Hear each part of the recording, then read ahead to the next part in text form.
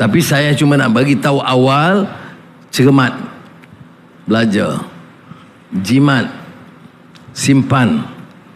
Jangan kita lupa bahawa dalam keadaan selesa ini, gambaran di dunia ini sudah kacau bilau.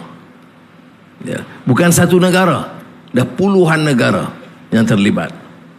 Dalam peperangan pun puluhan negara. Kemudian kesan harga barang juga meningkat tinggi.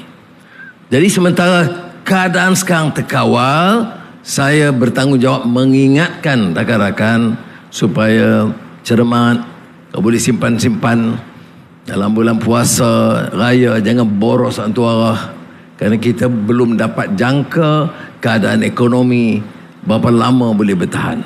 Pandai-pandai urus ekonomi. Kalau datang kegawatan yang begitu rupa, tidak mudah kita selesaikan.